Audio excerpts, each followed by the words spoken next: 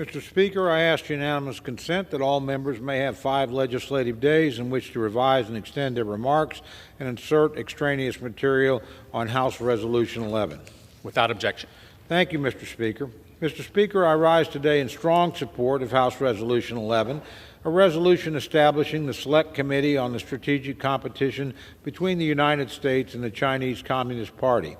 This Select Committee will be charged with addressing the urgent threat to the United States and our allies posed by the Chinese Communist Party. Mr. Speaker, the ongoing threat posed by Communist China and the fact that the CCP cannot be trusted as a global partner has been apparent to the American people for some time. In 2019, at the behest of then-Republican leader Kevin McCarthy, House Republicans created the China Task Force to review Communist China's actions and to make policy recommendations to protect U.S. interests against the Chinese Communist Party. Republicans sought to make this task force bipartisan and extended an open invitation to Democrats to join us, but unfortunately House Democrats chose not to participate at that time. I hope they do at this time. The China Task Force ultimately produced a report with more than 400 policy recommendations, many of them bipartisan. Today, we're taking the next logical step with the creation of a select committee empowered to investigate and respond to the counterintelligence and economic espionage threat that threatens our very way of life. Make no mistake, Mr. Speaker, the Chinese Communist Party has demonstrated time and time again that it is more interested in being America's foe than America's friend. The events of the past 3 years have brought into stark focus how Communist China's actions affect the United States and the rest of the world. Since the COVID-19 pandemic began inside China's borders, the world has experienced constant disruptions and chaos. Indeed, Communist China's approach to the COVID-19 pandemic is emblematic of its approach to many other things, attempting to cover up the pandemic's existence, resisting all efforts to investigate its origins, committing horrific human rights abuses, and refusing to work productively with the global community to combat the pandemic. It's also become apparent that far too many economically critical supply chains are tied to China, which threatens our economic and national security.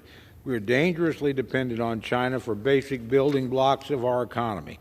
The result is shortages of critical products like semiconductors and rare earth minerals, both of which are largely produced in China today, along with the shortages of pharmaceuticals and personal protective equipment, which threatens our ability to battle future pandemics.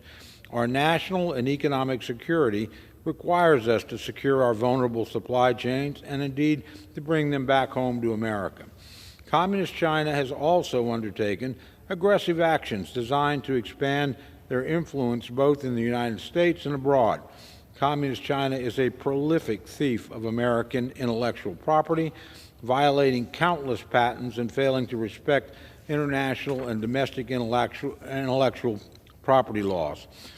They have undertaken a systematic effort to infiltrate American colleges and universities through their support of the so-called Confucius Institutes and other organizations designed to spread Chinese propaganda. Chinese spy networks operate both on American soil and in cyberspace, and popular Chinese-owned apps like TikTok spread more propaganda and take massive amounts of Americans' personal data back to the Chinese government. In addition, the Chinese Belt and Road Initiative has spread the tentacles of the so-called People's Liberation Army throughout the world, particularly the developing world, and has ensnared dozens of developing countries in debt-trap diplomacy. Communist China continues to aggressively push into the South China Sea and militarize small islands, threatening freedom of navigation in this strategically important region. And they relentlessly and aggressively provoke Taiwan, an island that demonstrates to the world what a free, democratic, and capitalist China could look like. Mr. Speaker, the bottom line is Communist China is a serious generational threat that we must address before it's too late. China exhibits expanding economic and military power coupled with the uncompromising rejection of our values and those of our allies. That's why the Select Committee on Strategic Competition between the United States and the Chinese Communist Party is critical. It will be charged with reviewing our economic dependence on China and restoring safe and secure supply chains, on reviewing China's actions toward the United States and our allies, on restoring American domestic institutions to protect them against Chinese infiltration and propaganda, and so much more. I urge all members on both sides of the aisle to join me in support of this resolution so we can stand united against Communist China. Thank you, Mr. Speaker, and I reserve the balance of my time. The gentleman reserves. The gentleman